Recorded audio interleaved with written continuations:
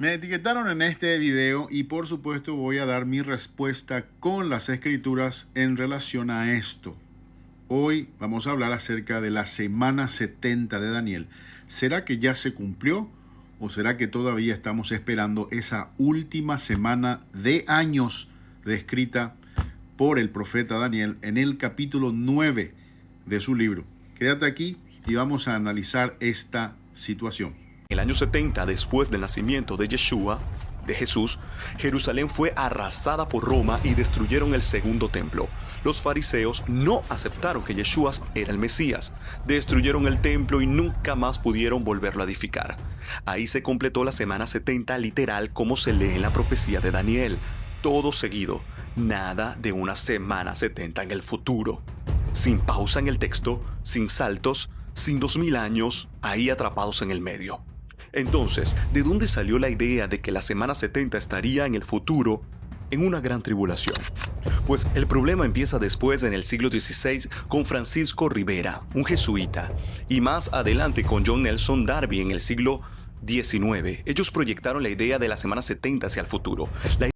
Y qué curioso, de nuevo se le mete a John Nelson Darby aquí. Bueno, hay unas cuestiones que hay que entender y es que cuando nosotros venimos ya con una idea predefinida de lo que queremos que la Biblia diga, buscamos estas cositas, estos versos sueltos y dejamos de lado datos en el texto que nos lleva a un error tremendo. Sobre todo empezamos a predicar lo que no está escrito y dejamos de lado lo que está escrito para seguir sosteniendo nuestra idea personal.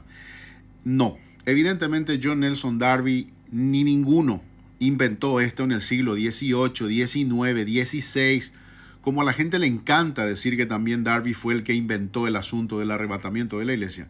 Aquí nos damos cuenta que la teoría del reemplazo hace también aparición con la teoría de que no habrá un arrebatamiento. Entonces, todo esto junto trae esto que acabamos de escuchar, decir que la semana 70 de Daniel se cumplió en el año 70 de nuestra era, es un error tremendo. Es decir, es no leer el texto. Y vayamos a explicar este asunto y lo haré con imágenes y con la escritura para que veas dónde está el error. Daniel en el capítulo 9, él tiene una visión, evidentemente ya cuando el templo de Salomón estaba destruido. Este primer templo lo había destruido Nabucodonosor en su saqueo completo a Jerusalén. Y obviamente fue llevado cautivo Daniel a Babilonia cuando apenas tenía 15 años de edad. El templo ya estaba destruido y cuando él tiene la visión, él ya tiene unos 68 años de edad, aproximadamente 80 es lo que dicen los estudiosos al respecto. Estaba al final de sus días, pero sobre todo ya estaba viendo que se estaban cumpliendo las profecías acerca de los 70 años de cautiverio de Israel en Babilonia, y orando él declara su pecado y el pecado de su pueblo, y es cuando tiene la visión. Recordemos, este templo, el de Salomón, estaba destruido, pero cuando él tiene la visión en el verso número 25, él ve esto, dice: la profecía de las 70 semanas de Daniel es una cuenta regresiva desde que es dada la orden para reedificar a Jerusalén y el santuario. En este verso usted lo podrá ver.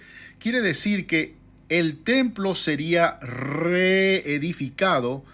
En el verso 25 se dice: y esta reedificación empieza a contarse desde que es dada la orden por Artajerjes para que se construya la muralla de Jerusalén y el santuario. Entonces Daniel estaba aquí, todavía no estaba siendo reconstruido, era una visión de una reconstrucción de un templo futuro, el segundo. Bien, ahora en el siguiente verso, en el verso 26, vemos que aquí Daniel dice algo interesante. Dice: el pueblo de un príncipe que ha de venir destruirá la ciudad y el santuario. Quiere decir que este santuario que Daniel estaba viendo todavía no construido, iba a ser destruido de nuevo por el pueblo de un príncipe en minúscula que había de venir.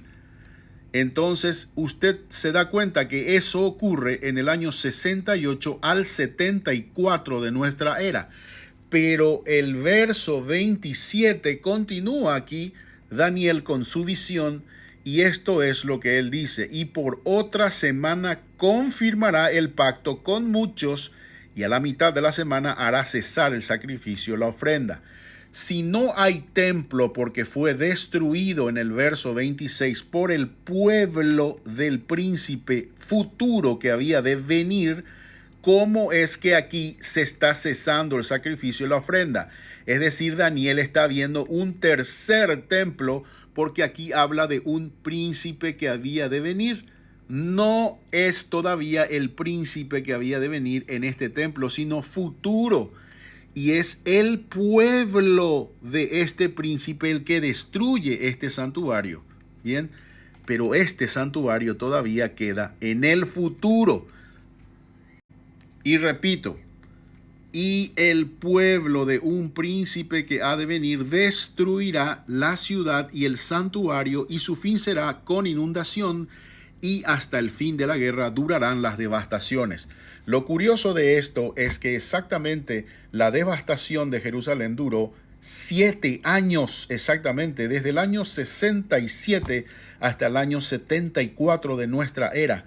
Es decir, toda esta devastación todavía entra dentro de la semana 69, porque aquí 7 semanas, el Mesías príncipe con mayúscula, gente que no quiere ver que aquí dice Mesías príncipe con mayúscula y que aquí dice príncipe que ha de venir en minúscula.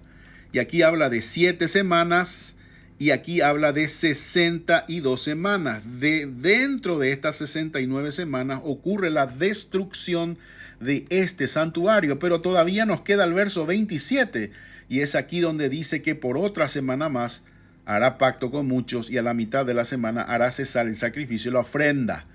Cuando vemos esto, quiere decir que este sacrificio y esta ofrenda tiene que darse dentro del marco de un siguiente templo, pero no acaba aquí porque Cristo vuelve a hablar de esto. Cuando vemos Mateo 24 en el verso 15, Jesús está diciendo que así como habló el profeta Daniel, se pondría en el lugar santo una abominación desoladora. Bien, todavía hasta aquí podemos estar de acuerdo, porque todavía el año 70 no estaba llegando. Pero ¿dónde está el tremendo error? Y acabamos de ver que el primer error es que el príncipe que había de venir todavía no vino.